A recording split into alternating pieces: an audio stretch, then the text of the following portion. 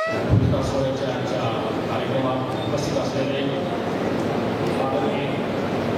माननीय आमदार श्री राम नाईक साहेब, आदर्श ग्राम समितीचे राज्याचे प्रमुख पोपटराव पवार साहेब, गांगुले असेल गांगुले मॅडम, त्याचप्रमाणे नवराष्ट्र आणि नवभारत ग्रुपचे group president Shri Shrinivas sir, तसेच उपस्थित सर्व मान्यवर तसेच पुरस्कार विजेते, विविध क्षेत्रात आपल्या कार्याच्या माध्यमातून कर्तृत्वाची छाप उमटवणाऱ्या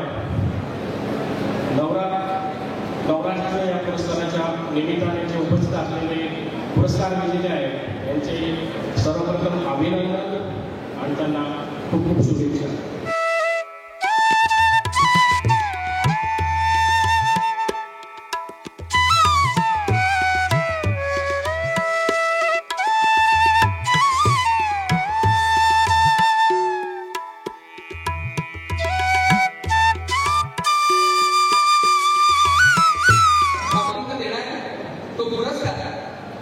घेण्यासाठी मी मंचाखालून कुणाला बोलवणार नाही, तर मंचावरतीच ती पर्सनॅलिटी उपस्थित आहे. डॉक्टर सुधा गांगुले मॅडमना जीवन गौरव पुरस्कार देऊन आपण सन्मानित करणार आहोत. एकदा जोरदार मॅडमसाठी आपण वाजूया. जगातील सर्वोच्च आंतरराष्ट्रीय नोबेल पीस अवॉर्डसाठी मॅडमचं नामांकन झालेलं आहे. एकदा जोरदार टाळ्या आपण त्यांच्यासाठी वाजूया. 3 कपाटपेक्षा जास्ती तपश्चर्या बेटी बचाव बेटी पढावसाठी त्यांनी केलेली आहे. बेटी बचाव बेटीची मोहीम खूप मोठी आहे. 1200 पेक्षा जास्ती नपुंसकीचं नामकरण मॅडमने आता केलेलं आहे आणि 11,000 पेक्षा जास्ती विवाह सोहळ्यांमध्ये 8वा फेरा मॅडमने घ्यायला लावला आहे स्त्री जन्मासाठी. मॅडमचं कार्य खूप मोठं आहे. मी सर्वांना विनंती करतोय का मॅडमसाठी आपण जोरदार टाळ्या वाजवूया. नमस्कार. 90 वर्षाची परंपरा असलेले नवभारत समूह त्यांच्या वतीने आज नवराष्ट्रने जे सकारात्मक पाऊल टाकलेले आहे त्यांचे सर्व पदाधिकारी, आज मंचावर उपस्थित असणारे, माझी मंत्री असणारे आणि माझे लाडके भाऊ असणारे आमचे राम शिंदे सर आणि आदर्श गावचे प्रणेते पद्मश्री पोपटरावजी पवार साहेब, व्यासपीठावर उपस्थित असणारे सर्व मान्यवर आणि माझ्या समोर उपस्थित असणारे सर्व मान्यवर, सर्वप्रथम मी नवभारत ग्रुपचं अभिनंदन करेन.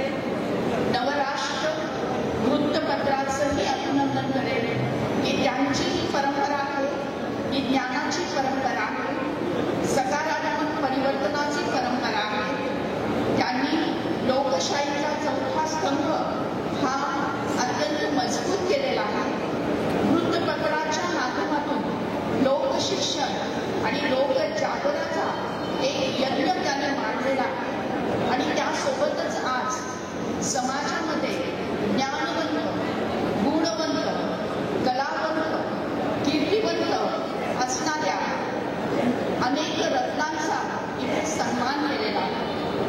ज्यांना ज्यांना पुरस्कार मिळालेला आहे त्या सर्वांचं मी मनपूर्वक अभिनंदन करेन आणि आपणही जोरदार टाळ्याने सर्वांचं अभिनंदन करावं अशी मी विनंती करेन. खरं म्हणजे आज जर आपण समाजाकडे पाहिला तर समाजामध्ये आज अनाचार, दुराचार, भ्रष्टाचार, पापाचार याचं प्रमाण वाढत चाललेलं आपल्याला दिसत आहे.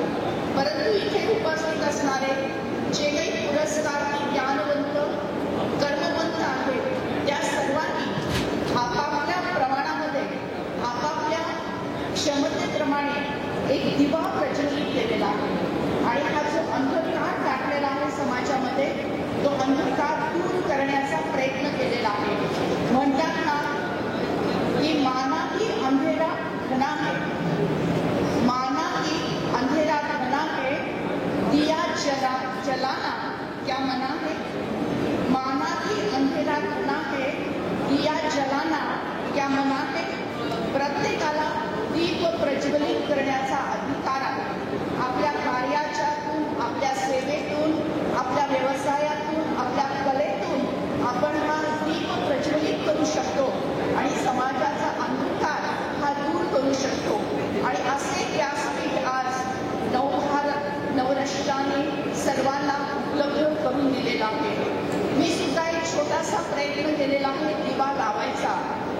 अंधकार आहे स्त्री भ्रूण हत्या आणि स्त्रियांवरील अत्याचाराचा.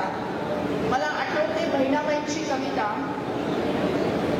की लेकीच्या माहेरासाठी माय सासरी नांदते, लेकीच्या माहेरासाठी माय सासरी नांदते, युगायुगाची कहाणी आई लेकीला सांगते, लेकीच्या माहेरासाठी माय सासरी नांदते, युगायुगाची कहाणी आई लेकीला सांगते. आता कुठले माहेर, आता कुठले माहेर, गर्भामध्ये जळण्याचा तिला मिळतो आहेर, तिला मिळतो आहेर. आजची चिमुकली गर्भामध्ये किंवा समाजामध्ये सुद्धा सुरक्षित राहिलेली नाही. त्यामुळे आपण प्रत्येकाने आपल्यामधली जी आई आहे, म्हणजे स्त्री असो किंवा पुरुष, प्रत्येकामध्ये एक ममत्व आहे, एक प्रकारची करुणा आहे, एक प्रकारचा स्नेह आहे, तो जागृत करून आपल्या या चिमुकलीला जगवलं पाहिजे, वाचवलं पाहिजे, मोठं केलं पाहिजे, सुरक्षित ठेवलं पाहिजे आणि आपला भारत देश आणि ही मानवता समृद्ध केली पाहिजे. एक चिमुकलीचं छोटंसं मनोगत आहे की जी चिमुकली आहे, जी आपल्या आईच्या पोटात आहे, आपल्या आईच्या उदरात आहे, ती आपल्या आईला म्हणते की आई, तुझं बाबांचं, आजींचं, आजोबांचं बोलणं काल रात्री ऐकलं मी आहे. तुम्ही सगळ्यांनी मिळून ठरवले ना की उद्या मला डॉक्टर काकांकडे घेऊन जायचंय.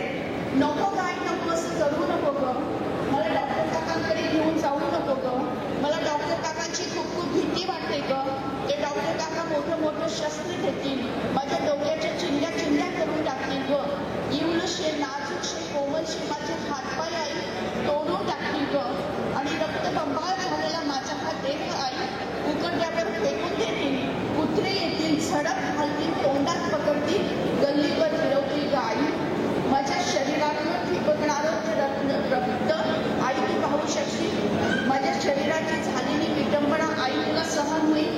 नाही आई नाही, तू हे सहन करू शकणार नाही ग आई, असं करू नको ग, मला मारू नको ग, मी तुला कुठलाही त्रास देणार नाही, कुठलाही हट्ट मी करणार नाही आई, मला जगू दे ग, मला तुझ्या मांडीवर खेळायचे, आजी आजोबांच्या गोष्टी ऐकायचे, तुझं पोट पकडायचे, बाबांचं पोट पकडायचे, शाळेमध्ये जायचे, खूप खूप शिकायचे का आई मला, आई मला तुझ्या म्हातारपणाची काठी व्हायचंय, बाबांच्या म्हातारपणाची काठी व्हायचंय, हे सगळं मला करायचंय. पण कधी तू मला जन्म दिला तरच ना, वेळ नाही गेली अजून हाक देते मी तुला, वेळ नाही गेली अजून हाक देते मी तुला, पुढू नको गळी आई, पुढू नको गळी आई, देश घडवायचाय मला, देश घडवायचाय मला, अशी आज अशी हाक चिमुकली देत आहे. आणि म्हणूनच आपण या चिमुकलीच्या हाकेला ओ देण्यासाठी एक छोटीशी प्रतिज्ञा आज नवराष्ट्राच्या व्यासपीठावरून करत आहोत. नवराष्ट्र, नवीन असणारं राष्ट्र, असं राष्ट्र की जे सुख शांती आनंदाने भरलेलं असेल, असं राष्ट्र जे स्नेह प्रेम ज्ञानाने परिपूर्ण असेल, असं राष्ट्र की सर्वांना समाधान देणारं असेल, संतुष्टता देणारं असेल, सगळ्यांना आनंद सुख शांतीच्या दुनियामध्ये घेऊन जाणार असेल, असं नवराष्ट्र. आणि अशा नवराष्ट्राच्या व्यासपीठावरून आपण आज छोटीशी प्रतिज्ञा करूया. मी विनंती करते व्यासपीठाला आणि उजवा पाय पुढे करायचा, डोळे बंद करून बंद डोळ्यांसह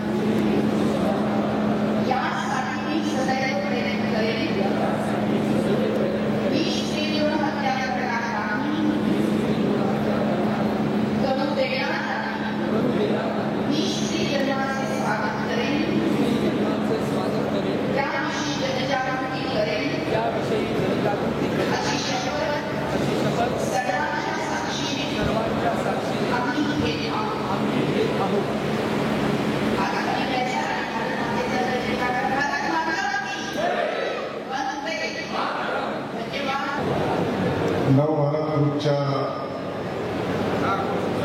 नवराष्ट्र रत्न पुरस्कार 2024 या कार्यक्रमाच्या प्रसंगी व्यासपीठावर उपस्थित असलेले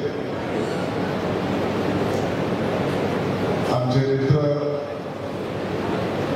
आदरणीय पद्मश्री पोपटराव पवार, कार्याध्यक्ष शिगाव समिती महाराष्ट्र राज्य, त्याचबरोबर उपस्थित असलेले डॉक्टर प्रकाश व डॉक्टर सुधाताई नागरिया, त्याचबरोबर आंतरराष्ट्रीय कीर्तीचे शिल्पकार आणि चित्रकार आपल्या जिल्ह्याचे भूषण प्रमोदजी कांबळे,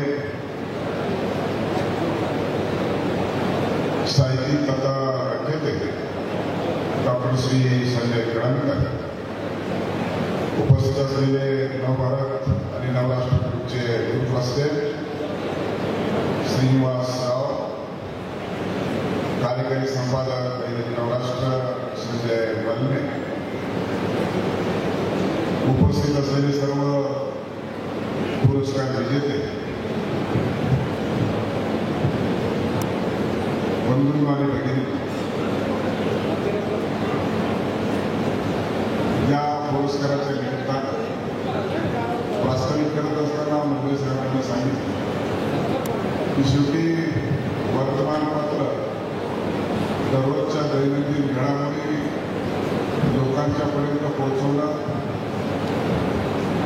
एवढाच हेतू न ठेवता खऱ्या अर्थानं सामाजिक क्षेत्रामध्ये, शैक्षणिक क्षेत्रामध्ये, शेती क्षेत्रामध्ये, शैक्षणिक क्षेत्रामध्ये विशेष असं काम करणाऱ्या व्यक्तींचा हा आमच्या ग्रुपच्या माध्यमातून मान सन्मान झाला पाहिजे, सत्कार झाला पाहिजे. अर्धे सत्कार वाटून झाले, अर्धे सत्कार वाटणं बाकी आहे. म्हणून एकंदरीतच हा जो काही सामाजिक हेतू नवभारत ग्रुपच्या माध्यमातून ठेवण्यात आला त्याला साठी आमच्या सरकारनं उपस्थित ठेवलेला आहे.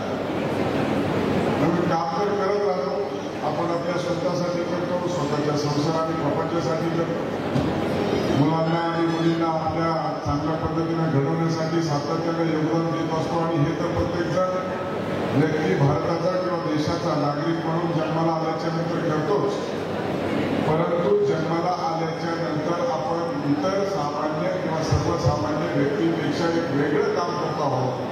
अशा पद्धतीचं प्रतिमा निर्माण करण्याचं काम नवभारत ग्रुपने केलेलं आहे. शेवटी एखाद्या व्यक्तीला तो मान सन्मान बहुमान दिल्याच्या नंतर त्याचं समाजातील निर्माण होणारं स्थान आणि त्यांना मिळालेला जो काही बहुमान असतो तो इतरांच्या मनामध्ये अधोरेखित होतो आणि तो अधोरेखित झालेला सन्मान इतर लोकांना आणि त्यांना सुद्धा प्रेरणादायी ठरतो. आणि त्याच खऱ्या अर्थानं आपल्या देशाचं, गावाचं, जिल्ह्याचं, महाराष्ट्राचं आपण नाव उंचावर ठेवण्यासाठी महासत्तेच्या दिशेने घेऊन जाऊ शकतो. अशा पद्धतीचा हा उपक्रम नवभारत ग्रुपच्या माध्यमातून ठरवण्यात आलेला आहे. मला वाटतं की निश्चित स्वरूपामध्ये हे काम करत असताना आपण काही मनामध्ये बहुमान मिळेल, आपल्याला काही पुरस्कार मिळेल अशा पद्धतीचा कोणताही मनामध्ये हेतू न ठेवता केलेलं काम आहे. आपण आपण बघितलं असेल की व्यासपीठावर आंतरराष्ट्रीय ख्यातीचे सर्वच पाहुणे आहेत. पोपटराव पवार पद्मश्री नामांकन डॉक्टर सुधाकर यांचं नोबेलसाठी झालेलं आहे. त्याचबरोबर आपल्याकडे राष्ट्रीय स्तरावरचे शिल्पकार आणि चित्रकार देखील आपल्याकडे उपस्थित आहेत. संजय केळकर आपल्याकडे सगळ्यांनी टीव्हीवर बघितलंच असेल, हसून हसून बोल एकदम लोकांना मनोरंजन करण्याचं, त्याचबरोबर शिक्षण देण्याचं काम देखील केलं आहे. आणि त्यामुळे अशा सगळ्या प्राप्त परिस्थितीमध्ये नवभारत ग्रुपने आणि त्याच्या सर्व सहकार्याने असा एक चांगला उपक्रम हाती घेतला. आपल्याला सर्व जिल्ह्यातील आणि जिल्हाबाहेरील लोकांना सुद्धा बहुमान देण्याचं ठरवलं आहे आणि तो आज कार्यक्रम होतोय. अतिशय ऍक्टिव्हिटी आणि देखणा असा कार्यक्रम आयोजित केला आहे. आपला सर्वांचा बहुमान करत आहे. निश्चितच आपलं जनसामान्यांचं स्थान हे अतिशय चांगल्या पद्धतीनं निर्माण करण्याचा हा जो काही प्रयत्न आहे, आपण जे काय काम केलेलं आहे त्याच्यापेक्षा अधिक गतीने आपण काम करणं आवश्यक आहे. आणि म्हणून हे काम करण्यासाठी आपल्याला हे प्रोत्साहन देण्यासाठी नवभारत ग्रुपच्या वतीनं हा पुरस्कार आपल्याला प्रदान करण्यात आलेला आहे. आणि निश्चित स्वरूपामध्ये येणाऱ्या या कालखंडामध्ये आपण आपल्या प्रत्येकाने स्वतंत्र क्षेत्रामध्ये आणखी जोराने काम करण्याची आवश्यकता आहे. खरं तर हाच संदेश आपल्याला नवभारतच्या माध्यमातून देण्यात आलेला आहे. निश्चितच आमच्या माध्यमातून हा पुरस्कार देत असताना आम्हाला ते पुरस्कार खेळत असताना आमच्याकडून देखील काही अशा अपेक्षा त्यांच्या निश्चित स्वरूपामध्ये असतील त्या देखील आम्ही पूर्ण करण्याचा कसोशीने प्रयत्न भविष्य काळामध्ये करू आणि तो करण्याचा आमचा प्रबंध देखील निश्चित स्वरूपामध्ये असेल. म्हणून आपण सगळे पुरस्कार विजेते जे आहेत त्यांना आमच्या सर्वांच्या वतीनं माझ्या वतीनं वैयक्तिकरित्या मी आपलं मनापासून अभिनंदन करतो. पुढच्या कार्यासाठी मनापासून शुभेच्छा देतो. तुम्हाला अजून बरोबर अशाच पद्धतीचे चांगले पुरस्कार मिळण्यासाठी तुमच्या इच्छा आकांक्षा पूर्ण होण्यासाठी मी तुम्हाला शुभेच्छा व्यक्त करतो. आणि आम्हाला या कार्यक्रमासाठी उपस्थित ठेवल्याबद्दल आणि आम्हाला निमंत्रण दिल्याबद्दल आमचा यथोचित मान सन्मान केल्याबद्दल मी आपलं ऋण व्यक्त करतो. आभार मानतो. पुन्हा एकदा पुरस्कार विजेत्यांना शुभेच्छा देतो आणि माझं बोलणं थांबवतो. जय हिंद, जय महाराष्ट्र.